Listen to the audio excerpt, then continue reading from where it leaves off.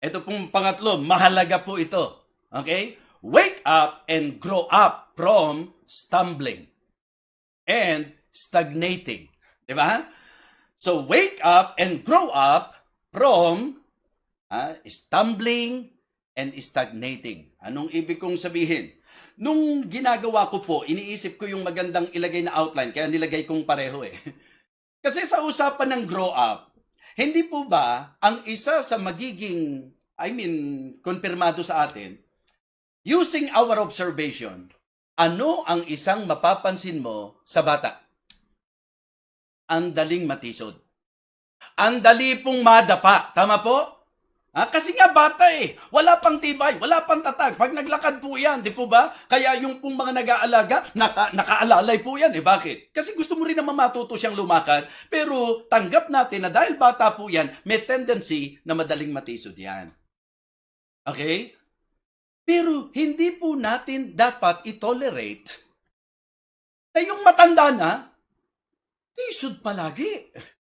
Di ba? So, itong isang bagay nito, ang gusto kong bigyang pansin. We need to wake up and grow up from stumbling and stagnating.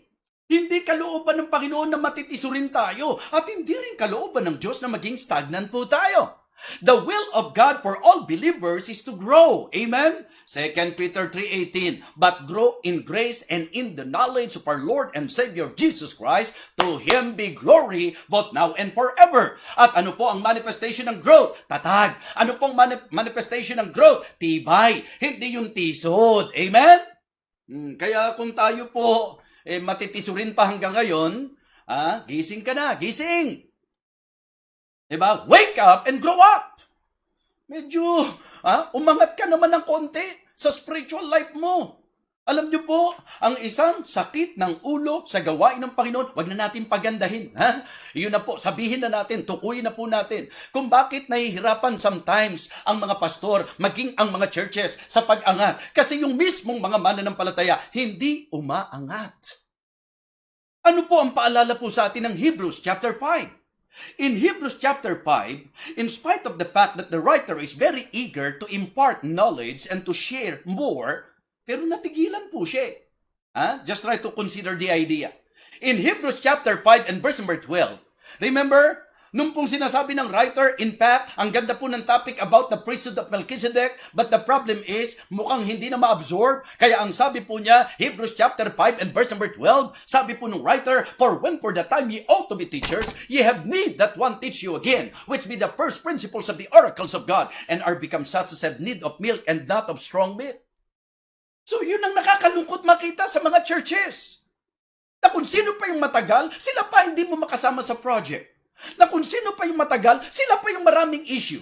Kung sino pa yung matanda na sa church, matagal na sa church, ang tagal ng dumadalo, ang tagal ng miyembro, sila pa po yung laging may eksena, mga minamahal. Nakakalungkot po yan. It's now time to wake up. Let us grow up. Amen? Ang sabi po, dapat nagtuturo na kayo eh. Dapat nagagamit na kayo ng Panginoon. Napakahalaga po, lalo na kung ikaw ay isa sa mga key people ng church.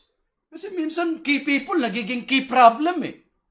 Diba? Yan po ang mga sad stories na makikita po natin. Na ang nag-create ng problema sa church, kung sino pa yung mga key people, yung mga may position pa sa church.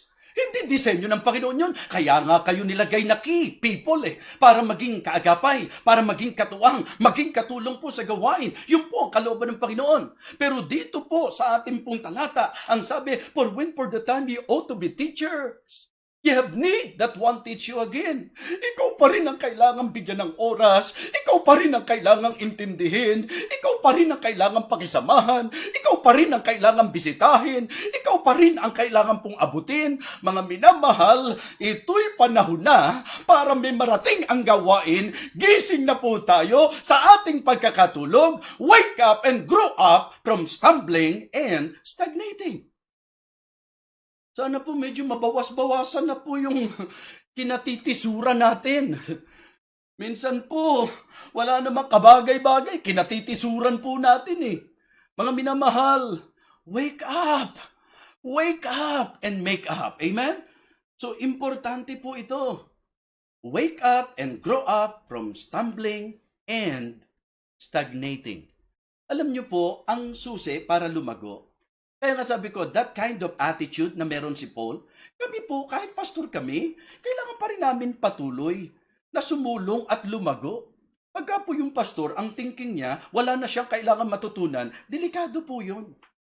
Diba? We are still improving. Nagkakaroon pa rin po kami ng mga improvement. Kaya nga, sabi ko po, ang ganda-gandang sabihin na itong si Apostol Pablo po, in spite of the fact that he is very useful, diba? In the ministry, effective, fruitful, napakaganda po eh. Pero alam niyo po, the attitude that we can learn from this great man of God is that may teachable attitude.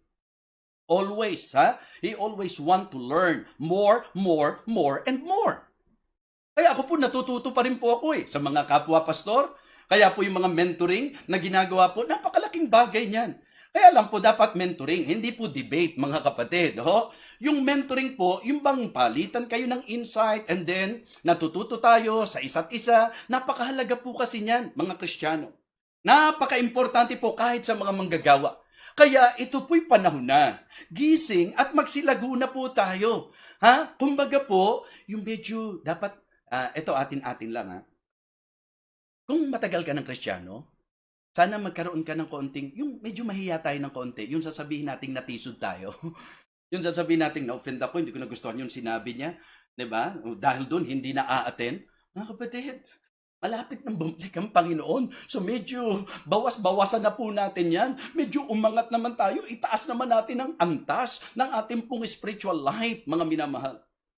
So, wake up and grow up from stumbling and stagnating. Alam niyo, sabi po ng Bible, great peace have they which love thy law, and nothing shall offend them.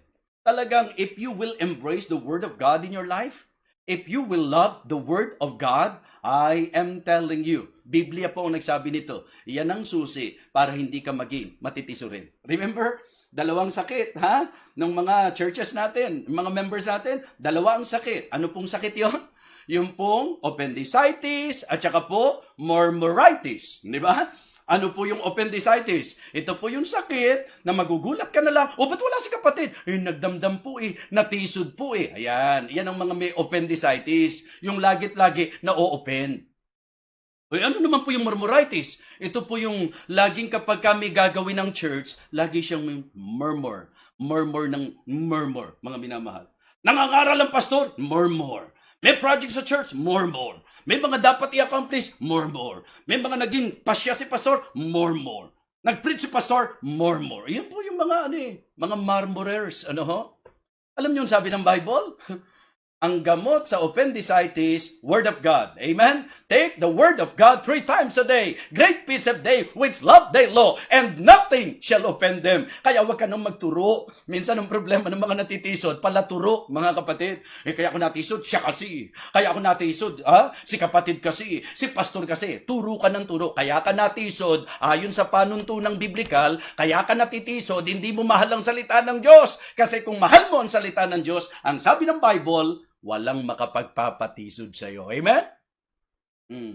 Ano naman po ang gamot sa murmuritis? Kasi sabi po ng Bible, do all things without murmurings and disputings. Remember that? In Philippians chapter 2, I believe in verse number 14, sabi po hindi tayo dapat murmurers, mga kapatid. So, imbis na kung ano-ano po yung, minsan, salita ng Diyos yung pinangangaral Murmur ka ng murmur Mali! Pagka maganda puso mo, pagka salita ng Diyos ang pinapangaral, hindi murmur ang kailangan. Ang kailangan, more. Amen? More. Pagka preaching ng salita ng Panginoon. Amen?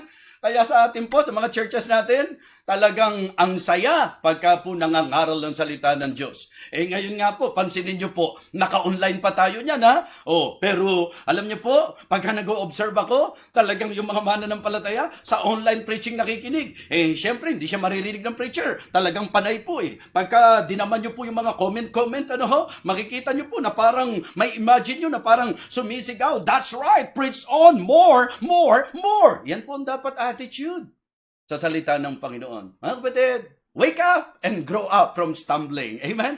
Pagka ikaw natisod, maganda, wag mo na yung pagsabi, nakakahiya Nakakahiya. Kaya, bangon na lang. Bangon po, mga kapatid. So,